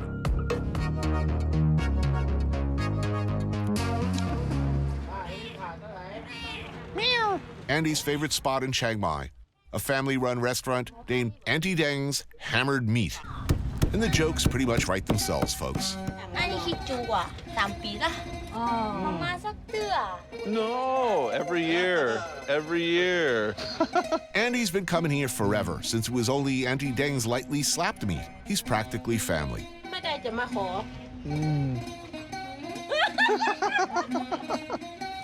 รอนานแล้วนะ ผมจะทำอะไรครับ เป็นทำงานอะไรนะครับ เดี๋ยวพูดตุ๊กจีนเลย ตุบจินเนาะตุบจินนะตุบจินได้ไหมครับ นี่แหละขอนะนี่ให้ทุบจีนได้ไหม ทุบจีน โอเค จะมาเป็นลูกเขยต้องทุบจีนให้เป็นนะ Hammered meat, here anyway, is beef or pork that's been charcoal grilled, then pulverized into ropey threads to give it a distinctive texture, then served with spicy chili and galangal dip. ทุบให้ผ่านนะ ถ้าไม่ผ่านจะทุบเด้อ พอแล้วไหมครับ พอแล้วเนาะ พอแล้วใช้ได้เลย ใช้ได้ไหม เยี่ยม So I guess I've been accepted by the family, and I'll be living in the house here next door. And my job is going to be to smash beef with a hammer every night, probably for the rest of my life. ครับขอบคุณครับ This woman has expectations, dude. I'm in deep trouble. It's pretty obvious. What do they pound it before they cook it? It wouldn't look like that if they pounded it before they cooked it. Right. The I'm whole not idea going is to question a classic. That's good. Chewy. Chewy. Still chewy. Still chewing. It's delicious. And because Andy is a VIP and potential future son-in-law, Dad, sporting his 40 amulets of protection, brings out the chef's special, a bitter soup with buffalo tendon spiked with bile. That doesn't sound good. Man, it is addictive right away. Deep and dark and herbaceous. You getting some of that heat? Yeah. You know, we talked about once you experience some of the sensory pleasures of the East, your previous life just isn't adequate anymore.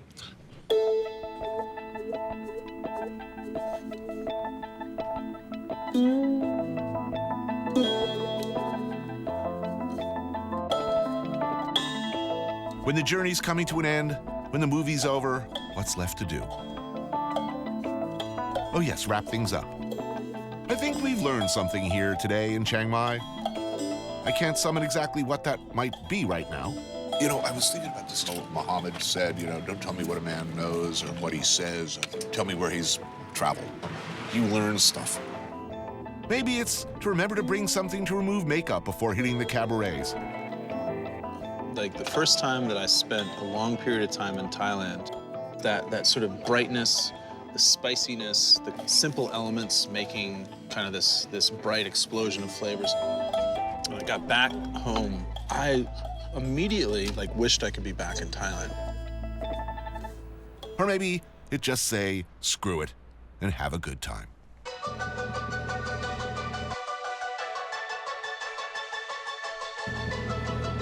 It's quite beautiful. Please, thank you so much.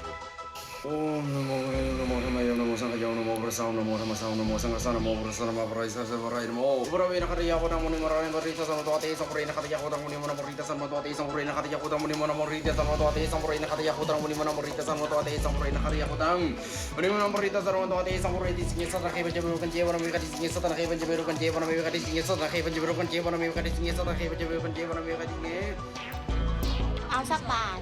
Thếบอกเปล่าสักบาทไม่เอาไปด้วยกันเลย ชอบไปที่อเมริกานะ เมื่ออ่านไปแล้วไอ้เหลือกลับบ้านเถอะ